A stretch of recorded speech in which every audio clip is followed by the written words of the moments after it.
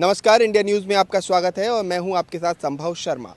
आज हम जिस मुद्दे पर बात करने जा रहे हैं वो है बुलडोज़र एक्शन मामला। बुलडोज़र एक्शन मामले में एक फ्रेश पिटीशन सुप्रीम कोर्ट में फाइल होती है, जिस पे सुप्रीम कोर्ट सुनवाई नहीं करता है, सुनवाई करने से इनकार करता है, लेकिन साथ ही साथ पिटिशनर के वकील को ये कहता है कि हम आपकी मांगों को ध्यान में रखेंगे जब हम बुलडोज़र एक्शन मामले पर अपना जजमेंट सुनाएंगे। हमारे साथ उसी पिटीशन को फाइल करने वाले पिटिशनर के लॉयर हमारे साथ हैं और नरेंद्र मिश्रा। आप प्लीज़ हमारे दर्शकों को बताएं कि क्या आपकी पिटीशन थी जिस पर आज जस्टिस बी.आर. गवई की बेंच ने एक छोटी सी बातचीत और एक सुनवाई की और उसके बाद कहा कि विड्रॉ आप कर सकते हैं। देखिए मेरे मैटर्स में लेकर के 3 मुख्य प्रेयर्स थी, जिसमें 17 lakhs जो फैमिली है, member of the families which are already suffering after the bulldozer actions or bulldozer justice। तो वो 17 lakhs जो परिवार है, उस परिवारों को कंपनसेट करने के लिए मैंने रिक्वेस्ट किया था कोर्ट से, और बहुत पहले से मैंने किया था। तो कोर्ट ने पहले मुझे बोला था 17 सितंबर को कि हम आपको अलग से सुनेंगे। फिर उसके बाद में क्या होता है कि मैटर में सुनवाई बड़ी फास्ट चलती है और मैटर लगभग सारे क्लोज हो जाते हैं। फिर उसके बाद में जब 17 के बाद में 3 अक्टूबर को भी मैंने किया तो कोर्ट ने मेरे मैटर को टैग्ड कर दिया था। फिर उसके बाद शाम को मुझे फ़ोन आता है कि ऐसा है कि आप में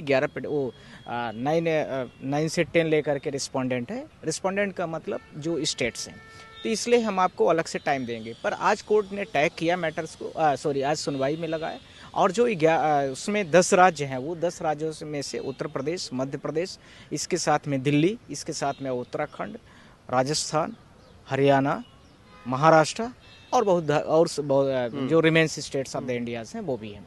हमें कोर्ट ने यह बोला कि आपके जितनी प्रेयर्स हैं उस प्रेयर को हम काउंट कर रहे हैं, और जो हमारी अभी क्योंकि सारे मैटर्स क्लोज हो गए हैं और हम ऑर्डर्स में सारी चीज़ों को रिजर्व कर लिए, इसलिए हम आपके जो ऑर्डर है उस ऑर्डर्स को हम आपके रिजर्व कर रहे हैं, और वो सारी चीज़ों को जो आपके पिटिशंस की प्रेयर है हम अपने मैटर्स में उसको टैग करेंगे और उसमें हम उसको लेंगे।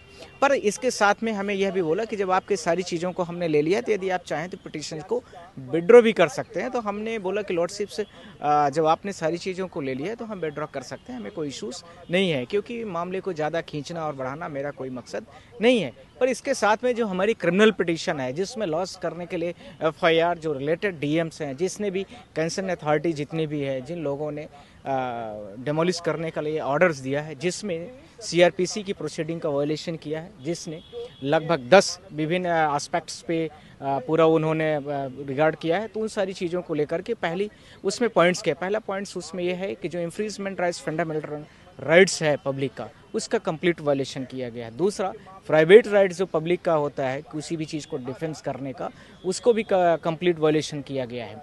थर्ड, इसके साथ में जो पब्लिक के पास में किसी भी कंसर्न पर्सन के पास जो आपको टाइम होता है, टाइम बाउंड मैनर होता है, वो भी नहीं दिया गया है। अर्थात जो नोटिसेस होती हैं उनमें कम से कम 15-14 डेज़ का टाइम होना चाहिए, वह भी उसका भी कंप्लीट वायलेशन किया गया है। नेक्स्ट पॉइंट इसका ये है कि इसी के साथ में जो रिहेबिलिटेशन होता है, जिसमें पीपल्स के पास यह राइट्स दिया जाता है कि एक जगह से उसको, यदि उसके घर के परिवार के लोगों को उसके घर को गिराया जा रहा है या कुछ भी, पुनर्स्थापना एक जगह भी स्थापित किया जाता है दूसरी जगह पर। Next point is here the compensation act होता है। कंपनसेशन यानी किसी व्यक्ति का घर गिराया जा रहा है तो उसको कंपनसेशन भी देना चाहिए। पर ये सारे एलिगेशंस जो थे वो 3 तरह की ही फैमिलीज के रिलेटेड थे। पहला सबसे बड़ा इशूज था कि जिसके साथ में कोई क्रिमिनल ऑफेंस लगा हुआ है, तो क्रिमिनल एलिगेशंस हो गया तो उस परिवार के घर को पहुंचे और बुलडोजर जस्टिस, जिसको आज आप लोग जानते हैं, बुलडोजर्स के साथ में उसके घर को गिरा दिया जाता। दूसरा इसके साथ में था कि यदि कोई भी व्यक्ति कन्विक्टेड हो गया तो उसके भी घर को इन लोगों ने गिराने में कोई भी कोताही नहीं की, जबकि कोर्ट का ऑर्डर नहीं है, ध्यान रखने की आवश्यकता है।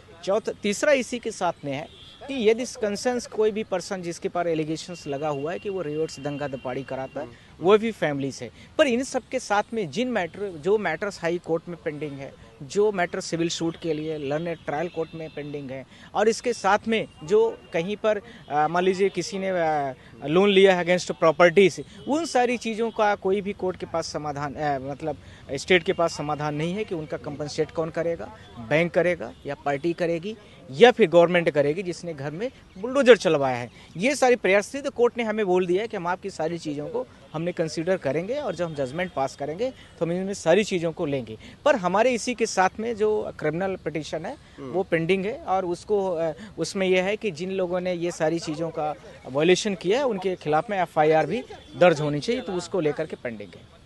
बहुत बहुत धन्यवाद है नरेंद्र जी।